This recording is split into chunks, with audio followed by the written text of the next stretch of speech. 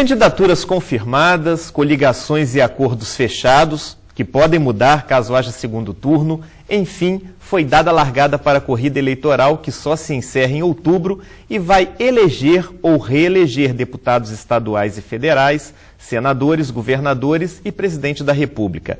É chegada a hora de acompanhar o sobe e desce das pesquisas, as propostas e promessas dos candidatos e também como, em todo o clima de disputa, muita troca de acusações e denúncias. Hoje no Conexão Brasília nós vamos avaliar o quadro de disputas, não apenas no cenário nacional, mas também local, conversando com o cientista político Vitor Amorim de Ângelo. Vitor, prazer em tê-lo aqui no programa Conexão Brasília, né? Como é que você avalia essa largada aí para a sucessão estadual? Falando aqui especificamente da sucessão estadual. Bom, do meu ponto de vista, depois de muitas articulações de idas e vindas, enfim, a meu ver, o que se estabeleceu como chapas, né, do PMDB, do PSB e do PT, elas fazem sentido na sua composição. Isso é, elas permitem que os cabeças de chapa façam a campanha local com aliados já históricos, elas permitem que esses cabeças de chapa, isso é, os candidatos a governadores, eles nacionalmente possam sustentar candidaturas presidenciais dos seus partidos. Então, depois de algumas articulações que misturavam adversários políticos na mesma chapa, o que se teve no final foram chapas formadas com um certo sentido político partidário. Então, você vê uma certa coerência nessa formação das chapas? Vejo, mas, claro, essa coerência não foi formada a partir de coerência de projetos, né? No fim se estabeleceu isso... Coerência de conveniências, no caso? Sim, sim. Quer dizer, o que se teve no final foi uma coerência político-partidária, mas ela não foi produto de discussões pautadas em debates sobre projetos, sobre o futuro do Estado, sobre o que fazer daqui até 2018. Uhum. Bom, a gente percebeu que aquele clima de cordialidade, né, que estava antecedendo, né, vamos dizer, a confirmação, o registro de candidaturas acabou sendo quebrado, né? Quer dizer, hoje você vê uma certa troca de farpas entre as duas candidaturas aí ao governo, né, que vão ficar polarizadas entre o atual governador Renato Casagrande e o ex-governador Paulo Artung. Você acredita que a tendência é que daqui para frente esses conflitos fiquem mais acirrados? Eu penso que os conflitos, eles são acirrados por uma razão bastante simples. Como esses dois, que são os principais candidatos ao governo, vêm de um mesmo grupo político, Casagrande e Paulo Artung, e, portanto, têm governos muito parecidos, embora Casagrande tente se diferenciar o tempo todo, e precisa fazer isso, de Paulo Artung, o fato é que, uma vez que os projetos são parecidos, o grupo é o mesmo, o governo é muito semelhante, salvo um ou outro aspecto, sobra o que, senão a acusação e a desqualificação pessoal, mas não da vida particular, quer dizer, pessoal como pessoa política, não é? Como homem público. Então, falar que um fala demais, perde muito tempo nas articulações, que o outro é muito eficiente, falar que a equipe de um é muito boa, a do outro talvez seja muito aparelhada, muito ideológica. E nesse sentido é muito ruim, porque ao invés de discutirmos aqui projetos e cotejarmos perspectivas diferentes para o Estado para os próximos anos, o que teremos é uma análise das personalidades desses dois candidatos, que são questões importantes, mas no fim são secundárias diante dos outros aspectos que poderiam ser abordados na campanha. E nem o PT e nem as outras candidaturas que estão colocadas aí, elas vão representar, vamos dizer, essa discussão de propostas, no seu entendimento, pela sua linha. Não, sim, penso como você. Por quê? Porque fora essas duas candidaturas, sobram candidaturas menores, como a do PSOL, que tem a sua importância política, ideológica, partidária, mas é pequena, vai ter 25 segundos de propaganda eleitoral, por exemplo, e a do PT, que é um partido importante, tem a presidente da República, uma candidata que, enfim, é fundamental nesse tabuleiro nacional e estadual, mas que é uma espécie de força auxiliar hoje no Estado. Isso a sua candidatura não tem o mesmo peso, não tem a mesma dimensão dessas duas, do Paulo Artung e do Casagrande. E também não pode se colocar muito como contraponto, uma vez que o PT ainda está no governo Casagrande também, né? Isso, você tem razão. O vice-governador, ele é do PT. E a gente sabe que a candidatura de Roberto Carlos, do Partido dos Trabalhadores, ela foi fruto muito mais das circunstâncias, quer dizer, da falta de opções políticas e partidárias para o PT, do que propriamente de um projeto que internamente veio sendo discutido e que culminou na sua candidatura. Portanto, achar um discurso, né, que fique entre o vice-governador, que é do PT, que hoje está na vice-governadoria, e um governador que vai criticar o atual governo para tentar se eleger, é uma tarefa difícil para o Partido dos Trabalhadores. Ou seja, essa candidatura foi, vamos dizer assim, a única alternativa que restou, até porque o PT ficou completamente isolado, né? Foi, mas isso por quê? Porque o Coser teve do partido uma autorização há alguns meses atrás para negociar com todas as forças políticas que existem no Estado, qual seria a melhor alternativa para o partido. Talvez por inabilidade, talvez porque as outras forças políticas foram muito mais hábeis ou deixaram o Coser e o seu partido em compasso de espera, o fato é que quando essas articulações se fecharam, o PT sobrou. Bom, Coser queria ser candidato ao Senado e a saída foi conseguir, enfim, formar uma chapa de um candidato do PT para que ele pudesse sair ao Senado e também, nacionalmente, atendesse ao desejo do partido de formar no Estado um palanque para a presidente Dilma. O PSDB capixaba, né, que nas últimas eleições ele ficou assim um pouco que, vamos dizer, numa situação, vamos dizer, em termos de força política bastante desfavorável, vamos dizer. Você acredita que ele saiu fortalecido nessa composição com o ex-governador Paulo Artung do PMDB? Eu não sei, a minha avaliação é de que ele não saiu tão fortalecido por uma razão. Luiz Paulo, se fechasse a chapa com o Casagrande, sairia candidato ao Senado. Então ele saiu candidato agora à Câmara dos Deputados, o que já é uma coisa bem menor, tá certo? O PMDB... E ao que parece ele não gostou muito, né? O PMDB vai ser cabeça de chapa com Paulo Artung e também terá o candidato ao Senado com Rose de Freitas.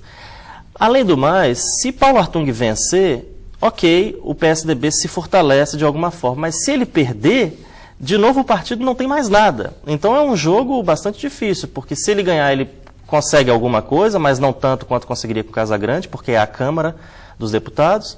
Agora, se ele perde, fica muito difícil a situação do partido. Claro, se ganha também tem a vice-governadoria com Colnago. Mas, enfim, o partido depende muito do resultado da eleição para governador. A composição em si não me parece... É uma aposta de risco. Não me parece que é uma vitória, uma derrota, a simples formação da chapa. Já era esperado essa composição do PSB com o PPS na vice? Eu acho que já tinha possibilidades de que isso acontecesse, em meio às outras questões que estavam em pauta, por algumas razões. Porque o PPS, estando ou na vice-governadoria com Gandini, como ficou, ou como candidato ao Senado... O candidato do PPS era o professor Luiz Paulo, do Departamento de História da UFES. Se fosse ele no Senado ou o Gandini, como se confirmou na vice-governadoria, isso traria de imediato o apoio da rede, que está no PPS, portanto, facilitaria o apoio da Marina ao Casagrande. A Marina é uma jogadora nesse tabuleiro aqui muito importante. E também traria o apoio do Luciano Rezende, que é o prefeito de Vitória. Teve uma votação expressiva na eleição de 2 anos atrás, e também a do PPS. Então já era o previsível para você, não surpreendeu, né? Não vou dizer que é o previsível, mas era uma das opções em jogo. E a saída do Luiz Paulo da chapa do PSB facilitou muito. Porque é bom lembrar que Luiz Paulo e Luciano Rezende disputaram a Prefeitura de Vitória. Quer dizer, como ficaria essa composição da chapa se o candidato do PSDB hoje estivesse como candidato ao Senado numa chapa de Casagrande, que precisaria, por questões eleitorais, do apoio de Luciano Rezende? Ou seja, no final, no frigir dos ovos, essas composições aí, elas ficaram, vamos dizer assim... Não ficaram assim muito estranhas, não, né? Foi isso que eu quis dizer. Não sei se a coerência é a palavra certa. É coerência, né? Mas ficaram facilitadas. Isso, elas facilitam o jogo político eleitoral. E no caso do PT, você prevê uma, vamos dizer assim, uma candidatura difícil de pegar? Porque quem é Roberto Carlos, tá certo? É claro, ele já é um político, tem mandato, portanto... já foi votado, existem pessoas que o conhecem e que votaram nele. Tudo bem. Mas ele não é uma figura de dimensão estadual, né? Está colocando o seu nome numa disputa que já é muito acirrada, então isso traz uma dificuldade maior. Vem de um partido que, embora tenha a presidência da República, regionalmente já está frágil há algum tempo, muito embora tenha tido um prefeito de Vitória até pouco tempo atrás e tem ainda algumas prefeituras importantes, então... É uma candidatura muito difícil, muito difícil. E como eu disse, parece que entra muito mais no vácuo, né? Mas sem conseguir tirar votos das outras 2 principais candidaturas, do que propriamente construir uma terceira via viável. Bom, embora ele esteja no governo, né, tenha a máquina, tenha, como costuma se dizer, a chave do cofre, né, você prevê uma eleição difícil para o atual governador Renato Casagrande? Essa eleição é difícil, né? É claro que ele tem, de fato, essa facilidade de estar no governo. Só que, do outro lado, não dá para menosprezar. Você tem um ex-governador que é uma figura política muito importante no cenário político estadual, saiu de um governo de 8 anos com uma avaliação muito alta, portanto, não é qualquer adversário, tá certo? De fato, o Casagrande, muito embora esteja no governo, vai enfrentar um oponente muito difícil de derrotar. Você acredita que essa terceira candidatura, no caso, essa candidatura do PT, você acredita que mais facilmente tira voto de Renato Casagrande do que de Paulo Artung? Eu penso que sim, porque quem vota em Paulo Artung dificilmente vai votar no PT ou no Casagrande, né? Então, se a gente pensasse de um ponto de vista mais esquemático, esquerda e direita... Essa polarização, não é? Muito bem. Teríamos agora duas candidaturas de esquerda, a do PSB, com Casagrande, e a do PT, com Roberto Carlos. E do outro lado nós teríamos Paulo Artung. É claro que é apenas um esquema, tem outras cores aqui nesse direita e esquerda, tem o centro, por exemplo. É sempre uma coisa muito elástica. Mas, de fato, o PT ele acaba, como toda terceira candidatura colocada em pauta, em qualquer eleição, tirando votos de alguém. Nesse caso, me parece que é do Casagrande. Agora, caso haja um segundo turno, você acredita que esses votos do PT, eles certamente vão migrar, quer dizer, tem toda a possibilidade de migrar para o governador Renato Casagrande? Tem toda a possibilidade de migrar para o governador Casagrande. Isso, sem sombra de dúvida, justamente porque é muito mais fácil um eleitor petista votar no Casagrande do que votar no Paulo Artung. Considerando, é claro, que esse aspecto ideológico não é uma coisa que marca tão fortemente a cabeça do eleitor. Portanto, não é porque o eleitor é alguém que vota num governador, num candidato de esquerda, que ele vai votar no segundo turno no seu oponente, só que por ser de esquerda também. Mas me parece que é muito mais conveniente pela história desses dois partidos. Eram aliados e são aliados, pelo menos no governo estadual. Quer dizer, o vice-governador é do PT e o governador é do PSB. Não são partidos que se estranham, como se estranham, por exemplo, PSDB, que está do lado de Paulo Artung, e PT. Realmente, aí realmente é água e vinho, né? É muito mais difícil próximo de se misturar. Sim. Ok, nós vamos para um rápido intervalo e voltamos em instantes com Conexão Brasília e com o cientista político Vitor Amorim de Ângelo, que hoje faz uma análise do quadro político eleitoral do Estado e também do Brasil.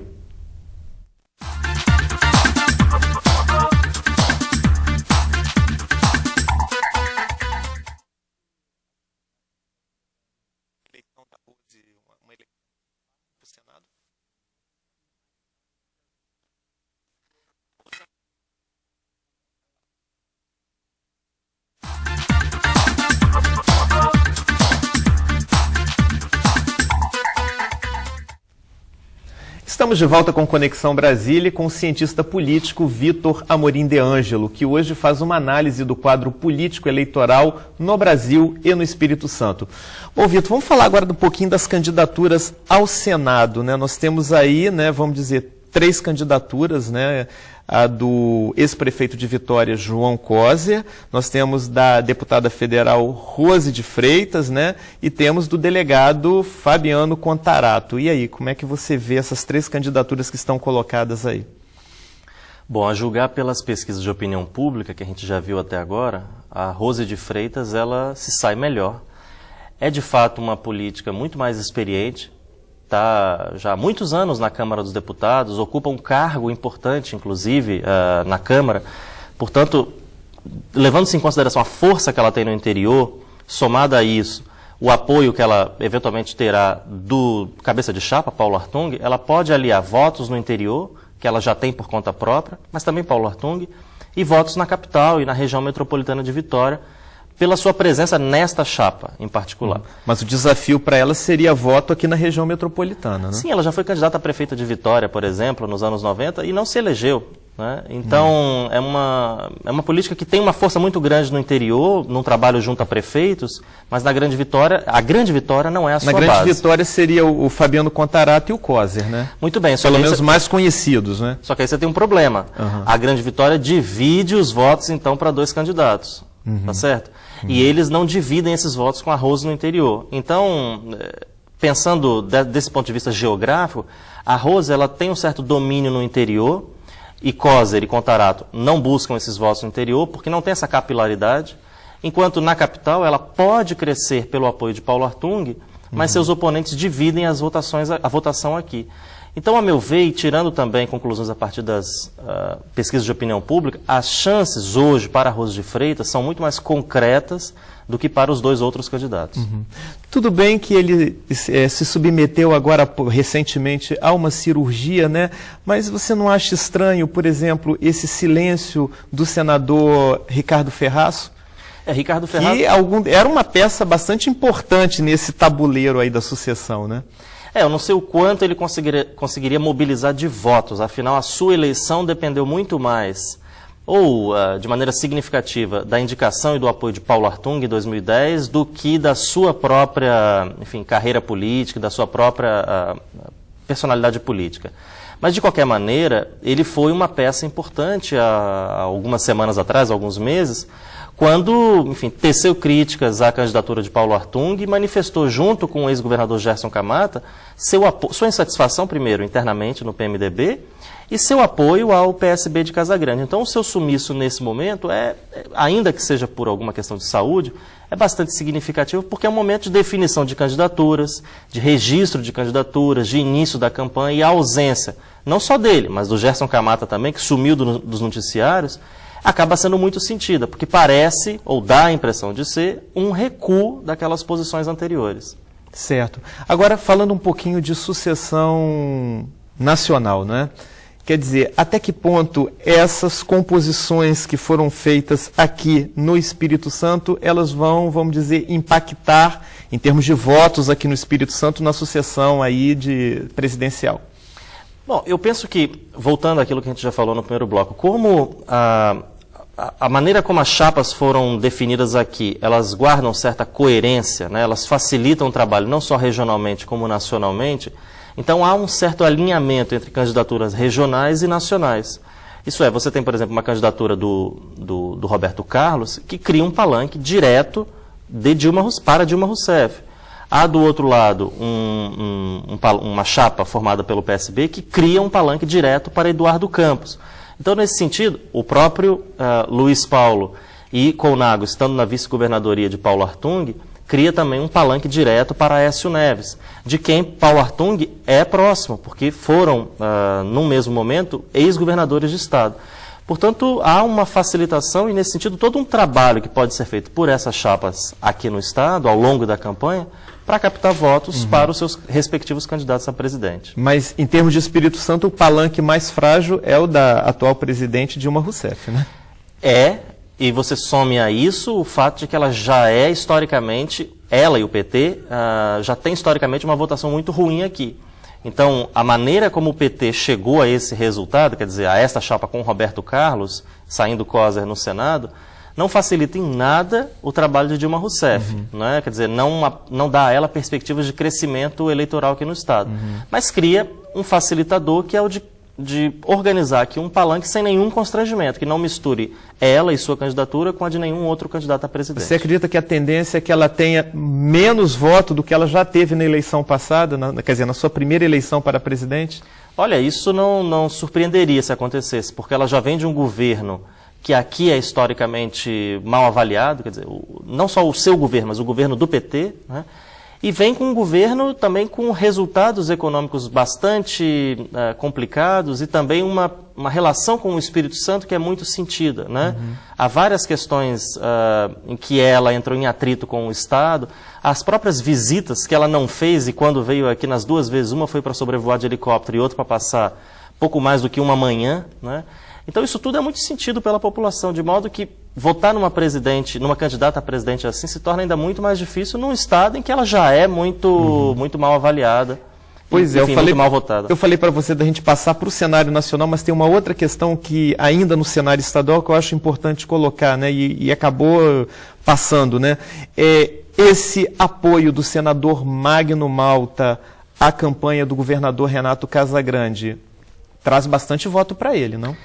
Por causa daquele segmento evangélico, não, facilita bastante. Isso né? é verdade, mas se nós tomarmos como referência as últimas eleições presidenciais, com Neucimar em Vila Velha, e mesmo com o candidato a vice-prefeito na Prefeitura de Vitória, que é do PR, Então nós vamos ver que se de um lado traz esse facilitador da base eleitoral de Magno Malta, por outro também há um questionamento, não é? Dado o desgaste mesmo do Magno aqui no Estado, se Magno Malta é alguém que está na sua campanha, que te apoia, enfim, se ele faz parte do seu projeto de governo, que espaço ele terá no seu governo. Então é uma faca de dois gumes, né? Se por um lado ele traz votos, por outro ele traz embutido nesses votos o desgaste e a rejeição que ele mesmo já tem.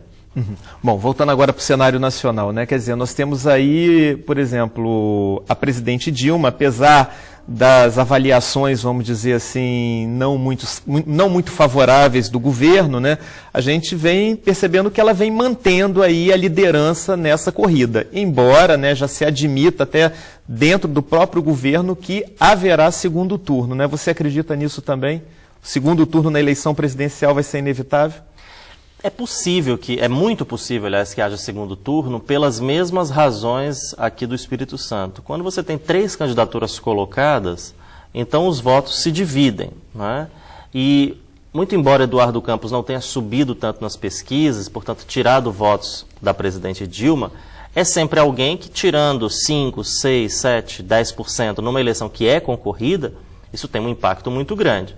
Então, com as candidaturas colocadas, como a de Aécio Neves, Dilma Rousseff e Eduardo Campos Marina Silva, a chance de que os votos, ao se dividirem, levem a um segundo turno é muito grande.